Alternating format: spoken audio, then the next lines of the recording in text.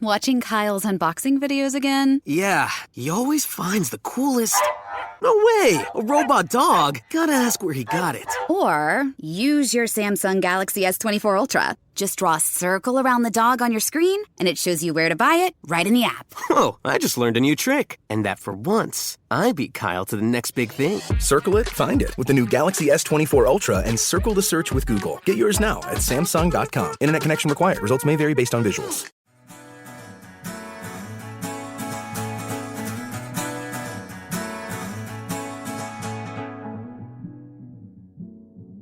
Because any relationship that I'm going to influence, I'm only going to be able to influence it through you.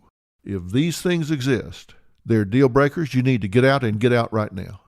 Are you willing to measure quality of your relationships based on results, not intention, based on results?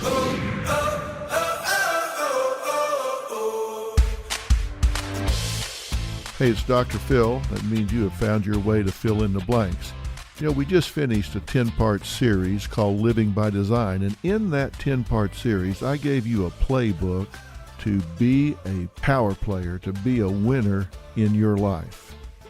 Now, what I want to do now is talk to you about the fact that you are a social being, because I've studied success, and not one case study I've done of success was a Lone Ranger.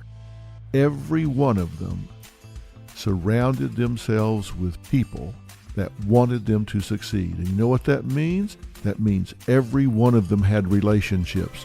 Some of them were marital relationships, some of them were family relationships, some of them were friends, whatever, but they all had relationships. And I'm going to do a series with you now that I think is going to fit really well with Living by Design. And this series is called Relationship Reality Check. And the subtitle is, How Much Fun Are You to Live With? We're going to start in 40 seconds.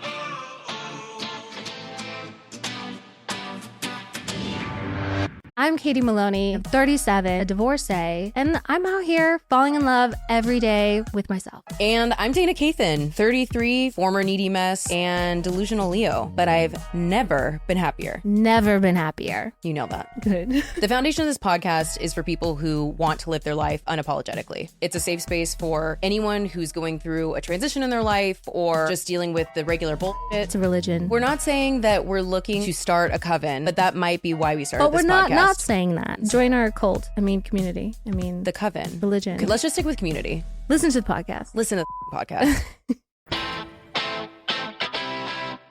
You know, I've gotten to where I really love fill in the blanks because it's giving me a chance without a story in front of me, without a couple or a family in front of me, to just deal with some information, some facts, a data download that you can take and apply to your situation, your story. And when you watch the show, which I hope you do, I hope it's really interesting because I think you can take a lot away from seeing what people are doing in their own lives. But there's also a place for me just being able to talk to you about what I've learned across 45 years of living and learning and counseling about what it really takes to succeed as a social being. And that's what I want to talk to you about. And when I say social being, I mean, think about it. We are social animals. You cannot go through your day without interacting with other people. If you go to the grocery store, you go to the gas station, true, we are getting very automated, but you still have to deal with people. And trust me, if you're standing in the line at the grocery store and you're like third in a line of 10, you have a relationship with the person right in front of you, and you have a relationship with the person right behind you. Now, it's a brief relationship, but it is mutually defined. Like, you step up behind this person in line at the grocery store, they know you're there, and you know they're there. And you got somebody behind you, and they know you're in front of them. You know they're behind you. So what are you going to do? You're going to define a relationship with both of you. Now, the person in front of you, he might look over his shoulder and say, hot enough for you? And you might say, yeah, and go back to looking at the expiration date on your milk carton. Okay, now you've just defined a relationship. He made a casual comment, and you heard that comment and then kind of rejected it. You said, okay, it's fine. You said something. I choose not to engage. Or you might turn around to the person behind you and say, hey, how about all this rain we've been having? And that person might say, you're not kidding. It was flooding in my street today. I had to go move this and that. And you guys might strike up a conversation, and next thing you know, you're talking about the Rams or the Cowboys or the Yankees or whatever as you go through the line. So you've mutually defined a different relationship. But it is mutually defined because I believe in the principle of reciprocity. And let me tell you how important this is, because you truly get what you give in a relationship. You're walking down the mall. You see somebody you know, and they say, hey, how's it going? You say, fine. And you? What are they going to say? They say, how's it going? You say, fine. And you? What are they most likely to say? You can make a bet what's going to come out of their mouth next. And it's going to be something like, fine, or I'm good, thanks for asking. It's going to be at the same level. If you engage superficially, they're likely to respond superficially. If they step up to you and say, hey, how's it going? And you say, well, to tell you the truth, this is the hardest week of my life. I lost my mother 2 days ago. Now what are they going to say? Are they going to say, well, I'm good, actually. Good to see you, bye. No, they're not going to do that. You have just taken it from the superficial to the vulnerable. They're going to reciprocate at that level. They're not going to give you a superficial, oh, really? Well, good to see you. That's not going to happen. Unless they're a smooth-running psychopath, they're going to reciprocate by reflecting feeling, not content.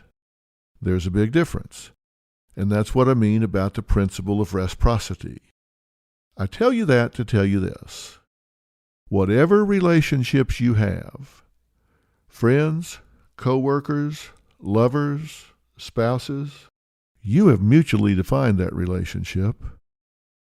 And I'm going to talk to you first about you. Why? Because you're the only one listening to this right now. You might have 10 or 20 key relationships in your life, but unless you set up bleachers, you're the only one I'm talking to right now. Which means if you've got 20 relationships, I can't be talking to the other 20 right now. I can only talk to you, which means I can only influence you. So I want to talk to you, about you. And that works out really well, because any relationship that I'm going to influence, I'm only going to be able to influence it through you. Any relationship that needs fixing, if it gets fixed, it's going to get fixed by you. Any relationship that you want to change, the change agent is going to be you.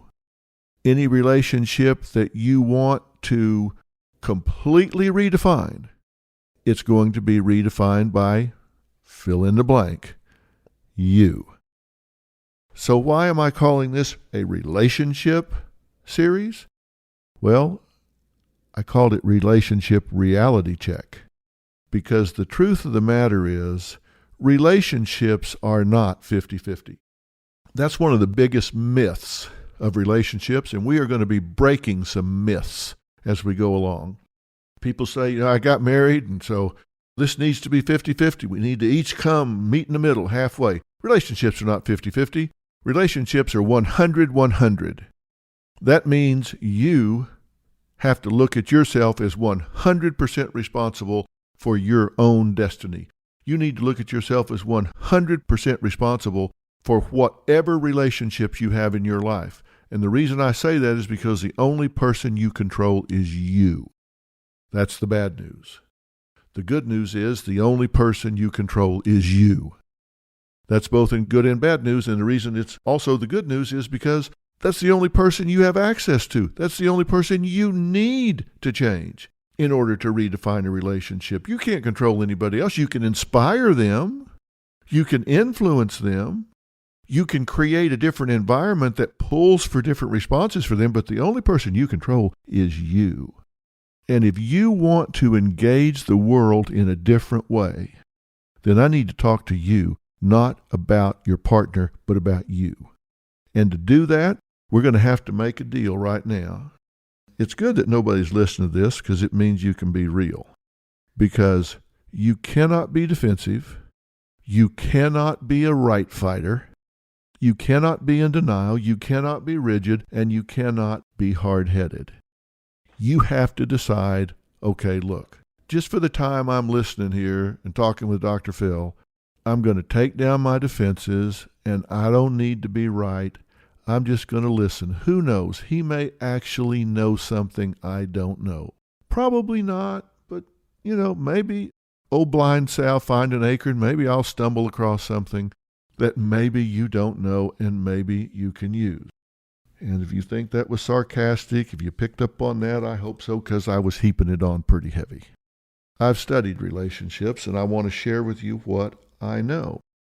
If you want to focus on saving a relationship that's off in the ditch, maybe you've got a relationship in trouble, maybe it's with your spouse, maybe it's with your boss, maybe it's with your best friend that seems to have changed, well, okay. But the vehicle, the secret to making that relationship something that it's not right now is you. Here's where I want us to start. You've heard me say many times that we generate the results in life that we think we deserve. If you are in a bad relationship, let's just assume this is a romantic relationship. Maybe you're married, maybe it's just somebody you're living with or dating or whatever, but it's not giving you what you want. And I'll bet you if I swung this mic around, you could spend the rest of this time telling me how flawed your partner is, how they don't get it, how they are not reasonable, how they are this or they are that. And you may be right. I don't know. Again, since they're not here and I can't influence them, I can only influence you. Then I'm telling you that my first goal here is to restore you to a position in this life, to being the kind of person in this life that commands quality in your relationship. The kind of person that inspires respect. The kind of person that does not settle for anything in a relationship other than what you really want and need from this relationship. If you are in a relationship that is marked by pain, confusion, emptiness, despair, distance, conflict, you've lost connection with the person, then I can tell you, you have sacrificed your personal power. You have lost your dignity and your self-esteem, because if your partner is everything that you're saying, they're mean, they're rude, they're ugly, they're cold, you're putting up with it. Why would you do that? Why would you let somebody treat you that way? Life law number 8, we teach people how to treat us. We teach people how to treat us. Don't tell me what a bitch your partner is. Don't tell me what a jerk your partner is. Tell me why that's okay with you. And you'll say, well, it's not okay with me. Well, based on results, it is. And we're going to talk about results before we finish today's conversation, because it's something I'm going to ask you to agree to devote yourself to.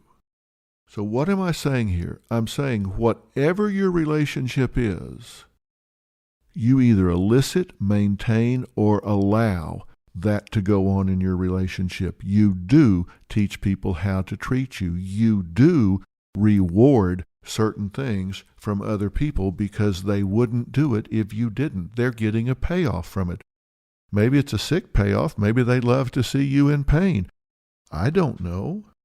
But when you lose your personal power, when you give it away to somebody else, when you sacrifice your dignity and self-esteem such that you're willing to accept what you don't want, then what you've done is learn to accommodate to pain and disappointment. And if you're letting your partner abuse you, if you're letting them abuse you by a number of things, maybe it's actually physical abuse, maybe it's mental or emotional. And let me tell you, abuse is not what most people think. Most people think abuse is when somebody hits you in the head, comes up and slaps your face, or throws you up against the wall, or chokes you, or whatever. Is that abuse? Absolutely, that's abuse. It's not much of a stretch to realize if they yell and scream at you and call you names and demean you, then you can understand how that's abusive as well, right? That's verbal and emotional abuse. But sometimes people miss some forms of abuse. For example, withholding emotions, withholding affection, creating distance and keeping you isolated in an emotionally barren relationship. That too is abusive. Being over-controlling, where they take away your self-expression, where they cause you to sacrifice being all of who you are in order to be half of a relationship. That is abusive.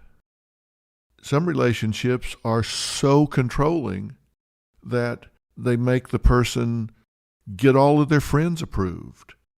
They listen in to their phone calls. They choose what they wear. They choose who they speak to. They take the car keys when they leave that morning, so whoever the person is that stays at home can't go anywhere. Or they keep the money so tightly controlled that they don't have $5 to put gas in the car to go see their mother.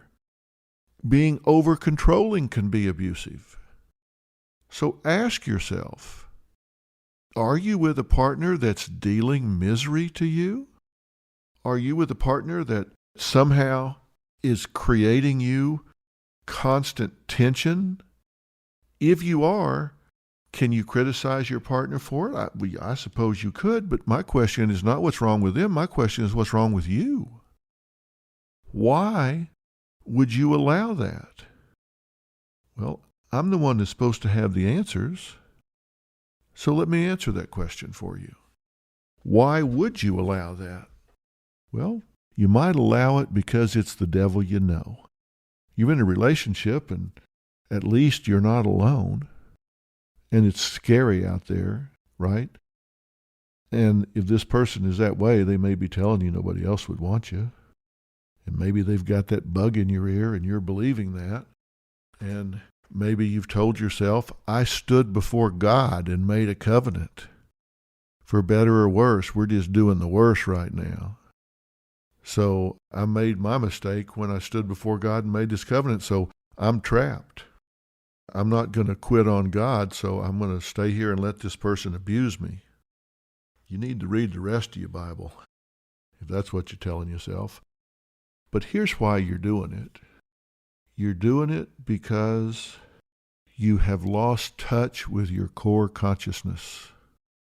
You've lost touch with what I call your core consciousness, and that is that place within you where you are in touch with your greatest strengths, your instincts, your values, your talents, your wisdoms. It's where all of those things are found.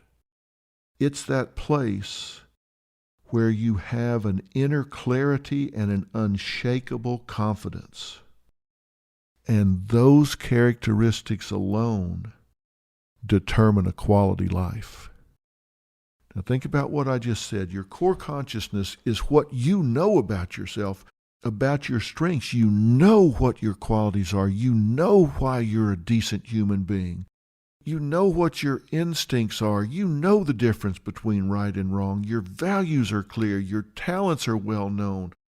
You have wisdom that you've learned in your life. And I'm not talking about book learning. I don't care if you've got a PhD, an MD, a BA, or just graduated from the School of Hard Knocks. You have wisdom. when you are in touch with this core consciousness, there is an inner clarity and that unshakable confidence. You know what is right. I believe people know the truth when they hear it, including from themselves.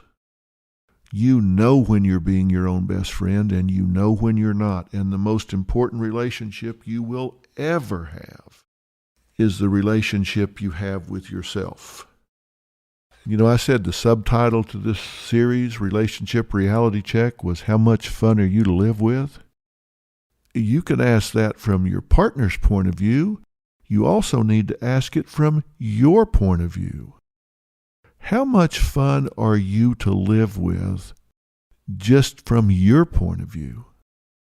See, I think every one of us is a life manager. We have a client list of one. You're a life manager just as I am. I'm a life manager, and my client is Phil. I got one client, and that's Phil. So how am I doing? I have to ask myself, how am I doing? Am I managing myself into a nice life? And that's more than money. Do I enjoy my days? Are they tension-filled and anxiety-laced? Or is there joy in my life? Is there excitement and passion in my life? Have I managed myself into a life that is full of joy, excitement, passion, purpose? Or have I managed myself into misery? Have I managed myself into bleakness? Where it's like, oh God, I got to get up and do this again. Holy God. Oh, I got to listen to this again. I got to go to this job again. I got to put up with this health again. I'm out of shape. I'm this, I'm that. If I've managed myself into a miserable lifestyle, if I had a life manager that did that, if they managed me into misery, I would want to fire them, right? But you can't fire yourself. So that means you got to jack yourself up and be a better life manager, including what you're settling for. When you're in touch with your core consciousness, you don't settle. And I want you to be honest with yourself, because I'm going to be honest with you. The truth is not always easy to hear, but it is always the truth. You may not want to hear it. You may not like hearing it. It may be difficult, but the truth is always the truth. And as my partner Robin says, there are not versions of the truth. There's just the truth. What I'm asking you to do first is scrape away all of life's layers of distortion, all the negative messages that you've been accumulating, all of the messages of doubt that you've been accumulating. No matter what else you may have learned, if you continue to settle, if you continue to sell out, if you continue to self-sabotage, then you will continue to create the results that you think you deserve. And if what you're experiencing in your relationships, either with yourself or with other people, is pain and guilt and confusion and anger, then you are not in touch with that core consciousness, that place where you know who you are. You're not in touch with that power, that depth of conviction, where you have the strength to inspire others, to create and relate. And realize that's what you do. You create and relate. This happens at a very high level. And look, no matter what else happens in this relationship reality check, if I fix no relationship in your life except the one that you have with yourself, then I hit a home run. Because that will change every relationship that you have if I change the one that you have with yourself by getting you back in touch with that core consciousness. I want you to decide that you're going to make a decision and accept the reality that you determine the quality that you live. You're not a victim. Trust me, you're not a victim. You can tell me your victim story and I'll take it apart 9 ways from Sunday. You are not a victim. You create your own reality. That's Life Law 7. You create your own reality, you teach people how to treat you. Now, those are just givens, and you have to make those part of your mantra. You create your own reality, and you teach people how to treat you. How do you create your own reality? I said the world is reciprocal. There is reciprocity. You get what you give. If you put out negativism, you get back negativism. You put out positive, you get back positive. And I want you to make a decision right now that you are responsible for the quality you live. You know you better than anybody else, and I want you to do something for me right now. Don't close your eyes and do this, because you might be driving your car right now. But I want you to think back to the happiest time in your life. Now, I don't know how old you are listening to this, but I'm assuming you're an adult, 20 plus. Maybe you're 30 or 40. If you're 45, you've lived 16,425 days. And out of those 16,425 days, I want you to think back to the happiest time in your life. Was it when you were a kid? Were you 8 or 9 or 10? Was it when you went to college? Was it when you got that first apartment on your own?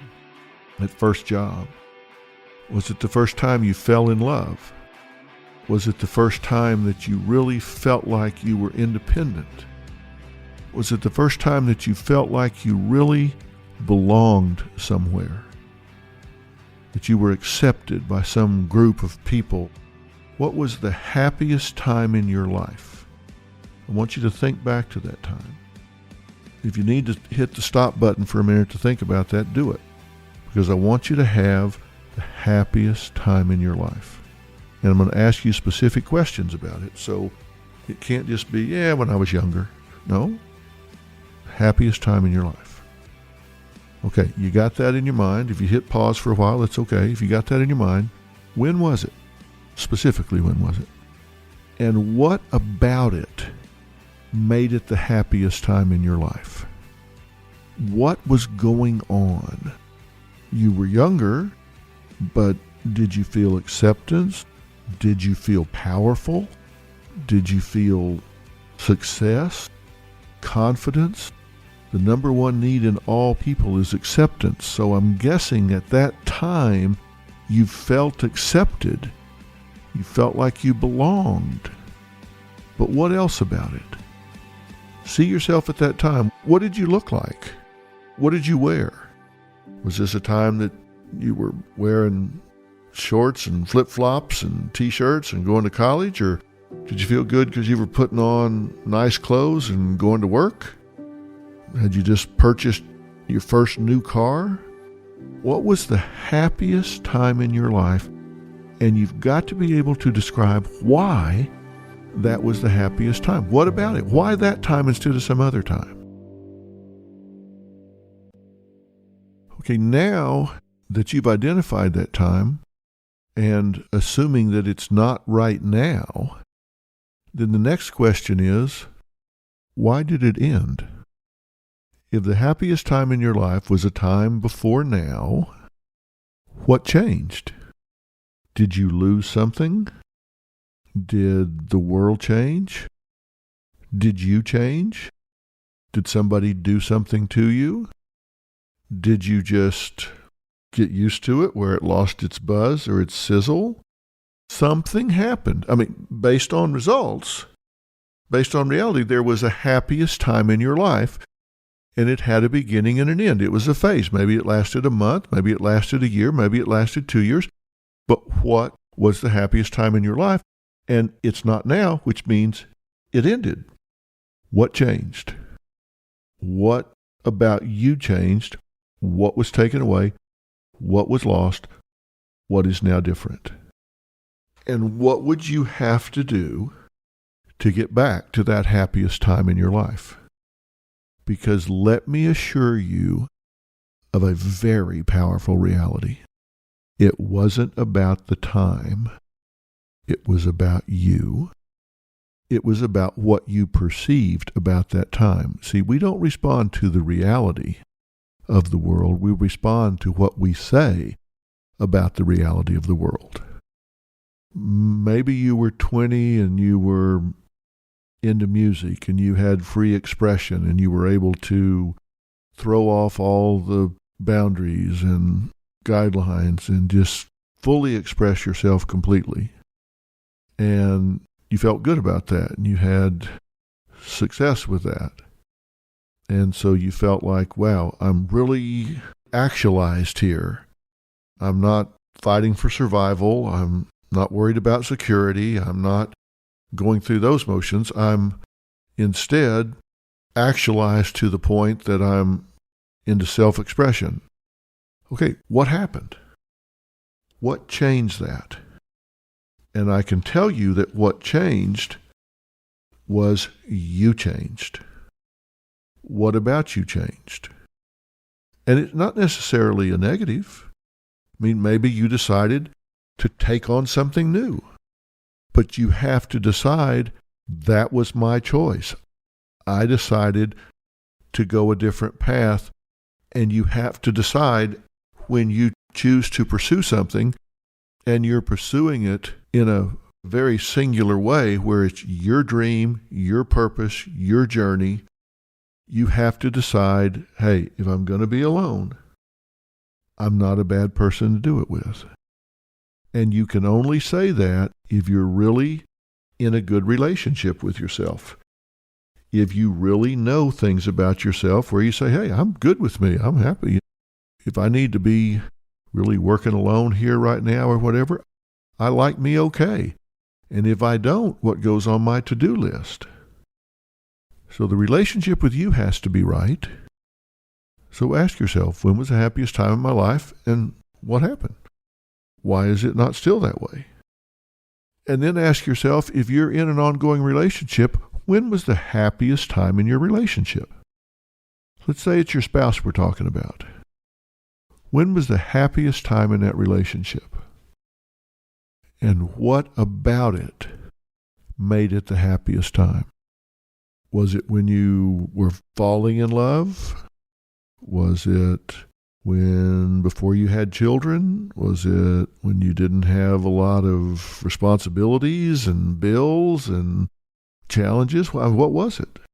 What made that the happiest time in your relationship? And what about your relationship changed that you're no longer in that phase? Because with the exception of a very short list of realities, there's very little in a relationship you can't fix.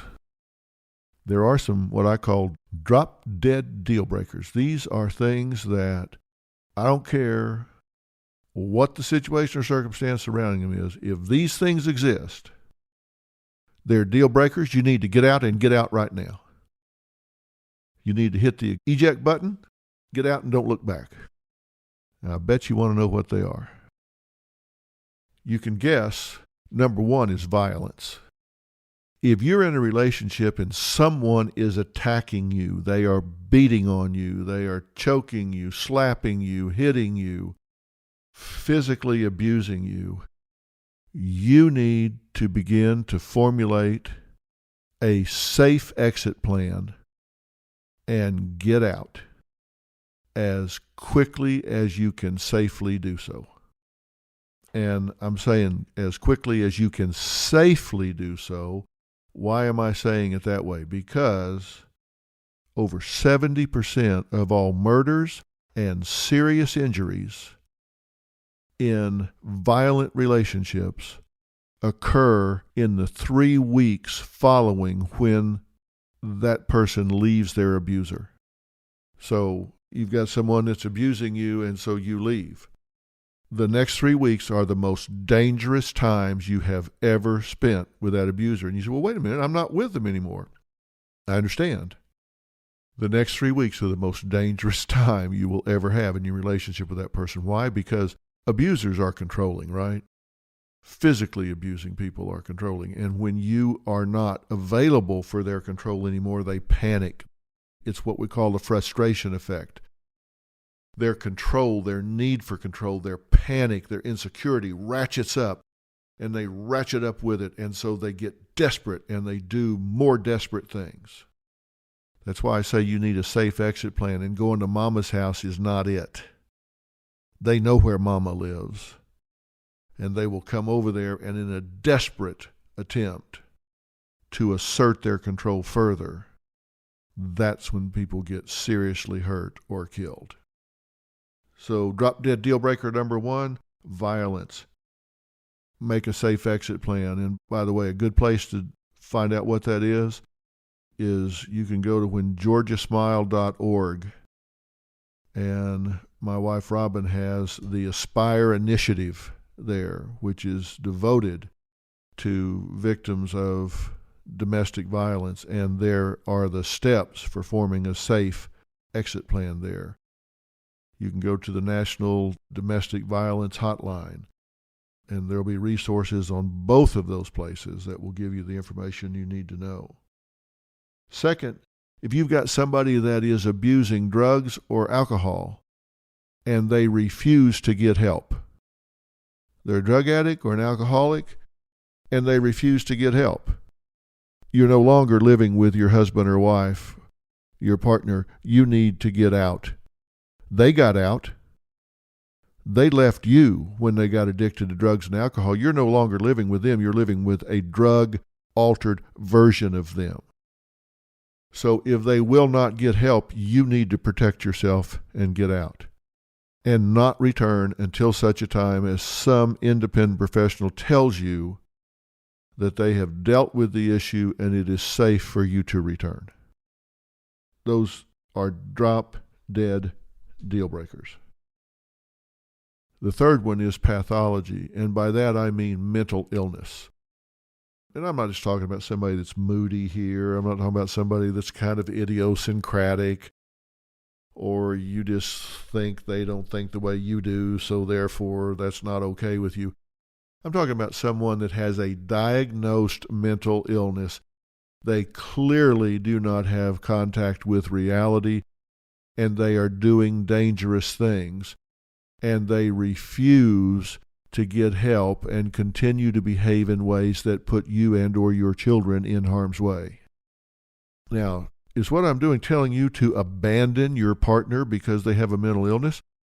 Absolutely not. I'm telling you to protect yourself and your children if you are living with someone that suffers from a mental illness and refuses to acknowledge it and refuses to get help for it and refuses to take the steps to keep you safe.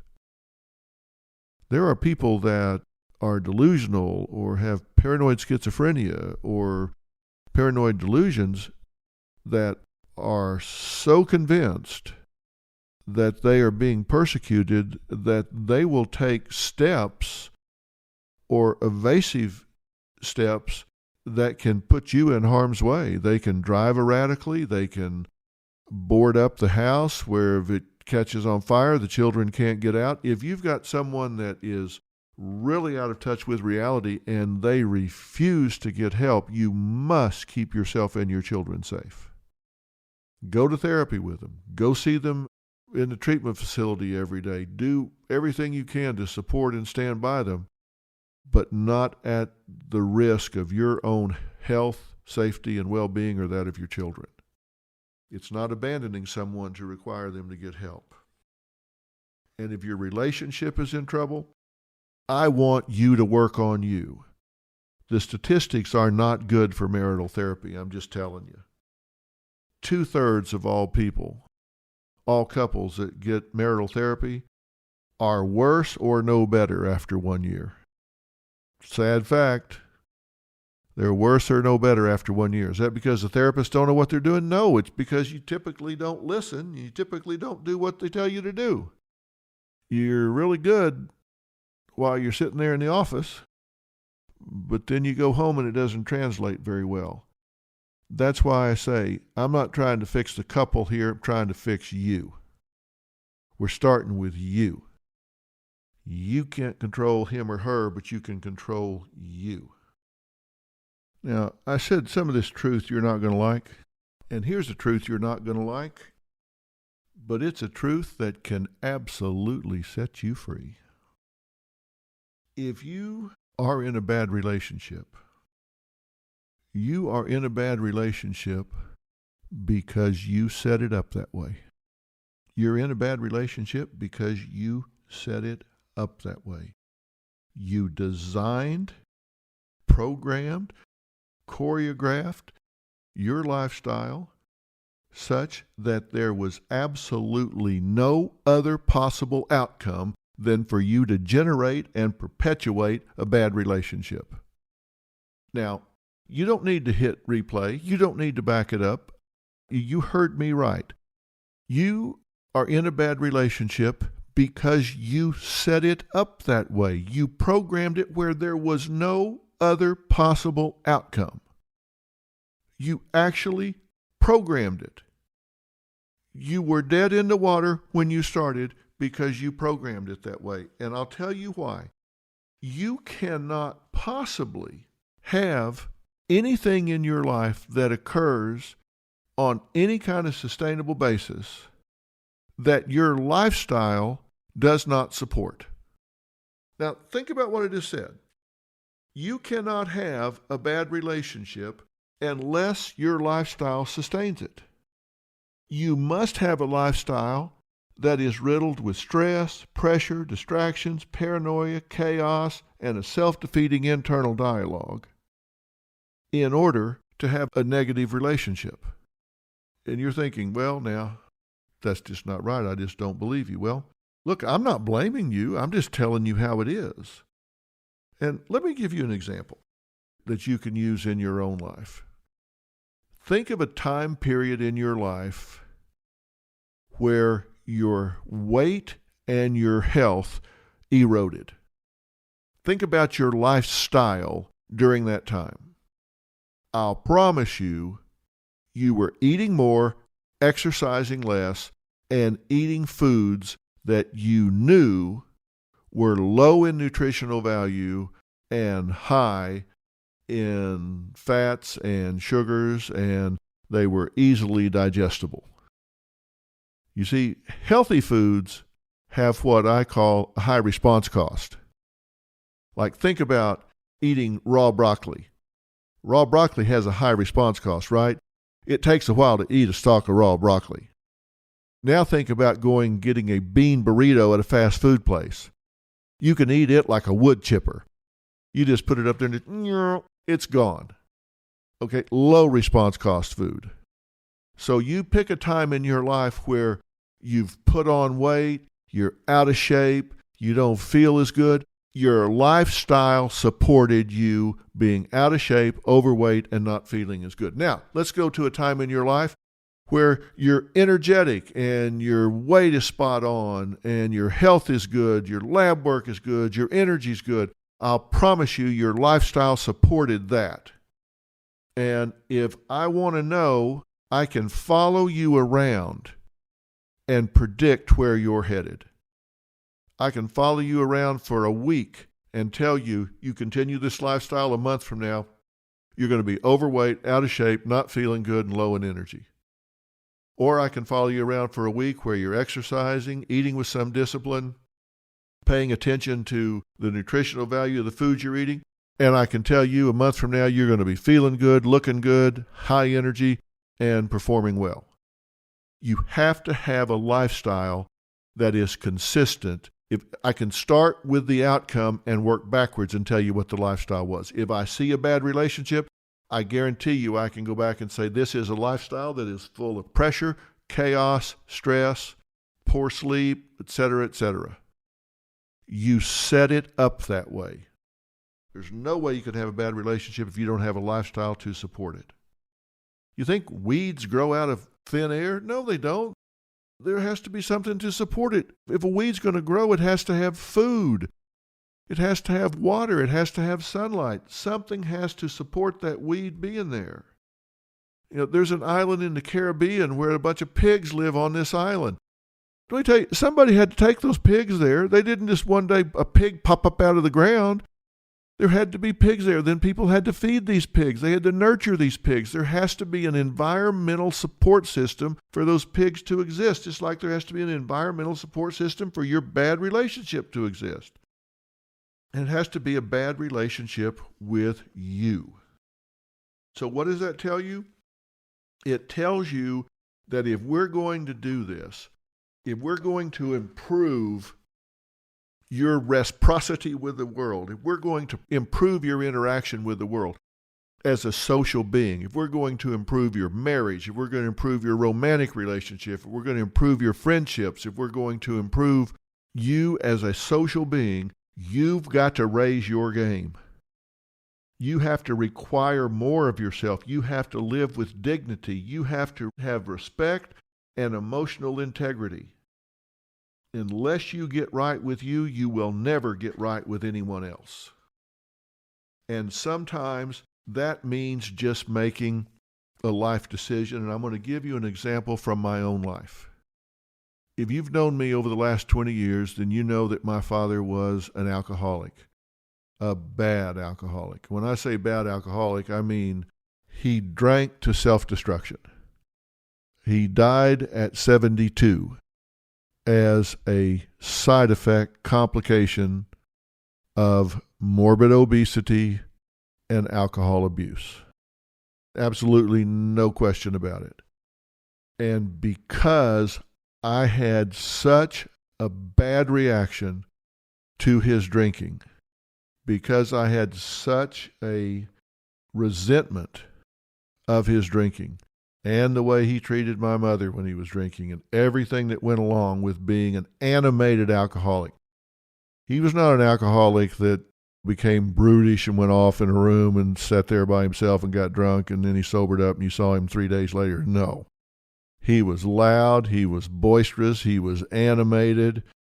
He thought he was funny. He thought he was bulletproof. He would come home, crash cars, motorcycles, whatever. He just was a problem for me. So we did not get along. Lots of conflict. And we were in business together for a while because my mother wanted me to really bad. And I had a hard time ever telling my mother no because she was the sweetest woman I think I've ever met. And he and I would butt heads a lot and argue a lot. And it would often get very animated and very heated. And one day, I just made a decision. I'm just not going to do this anymore. Just absolutely not going to. I made a life decision that, you know what, there's absolutely no point in this. I absolutely am not going to do this anymore.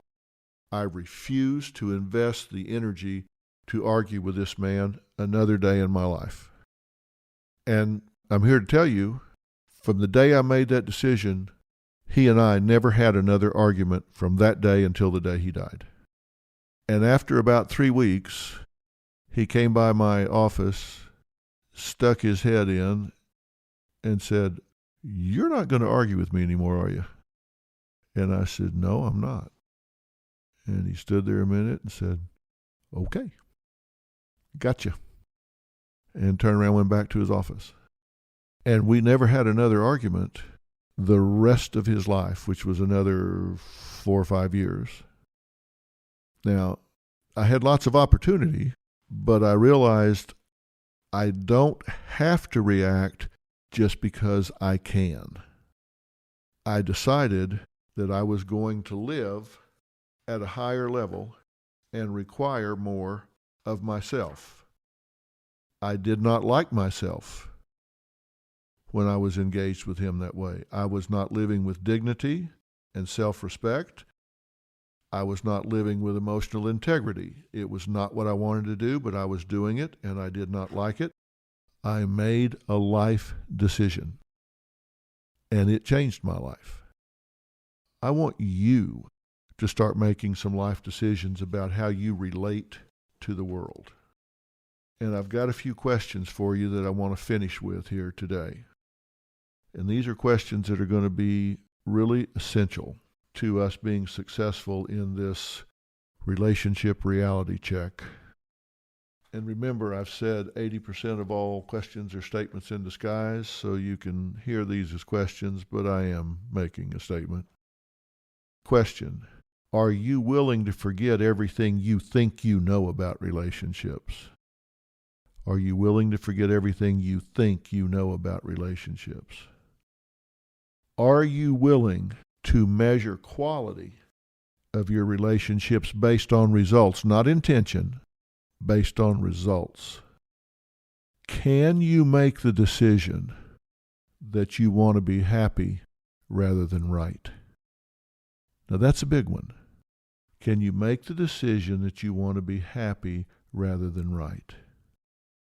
Because if you're in a relationship and you think you're right, maybe you think your partner's all wrong, maybe you think she's doing something horrible, maybe you think she's cheating on you, maybe you think she's spending too much money, maybe you think she's the root of all evil, and you spend the rest of your life as though there's a bomb in the room, and you get to the last day of your life and that bomb never went off, how dumb are you going to feel? You spend all that time wanting to be right, and you could have spent all that time being happy. Can you decide to be happy rather than right? Can you decide to adopt a new strategy and just believe that when you change you, they will come along? Maybe they will, maybe they won't. But you will have made a change. Can you adopt a new strategy and let the chips fall where they will with the other person? And can you embrace the following formula? Be, do, have.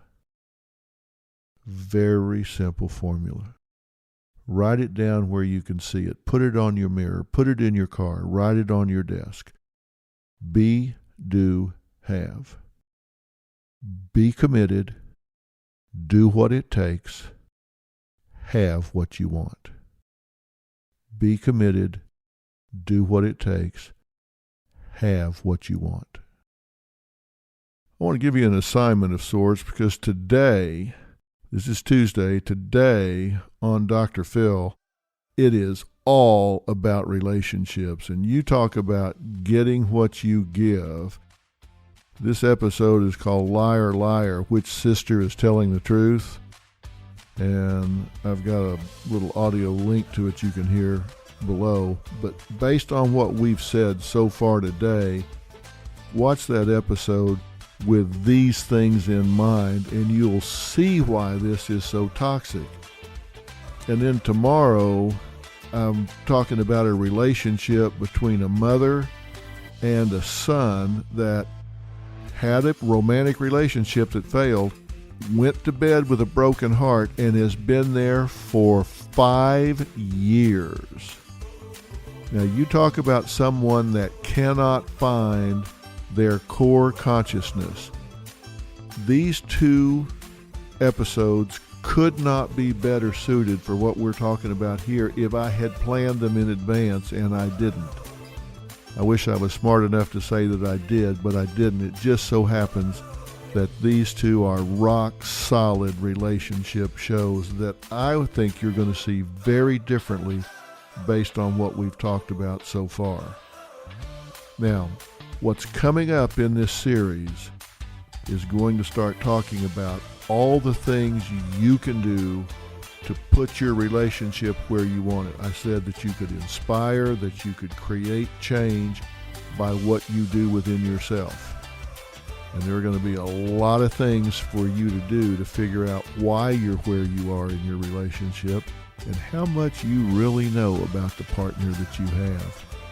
You might be surprised that you don't know this person as well as you think you do. We'll see. And that's on our next Fill in the Blanks, which will be a week from today. I'm Dr. Phil.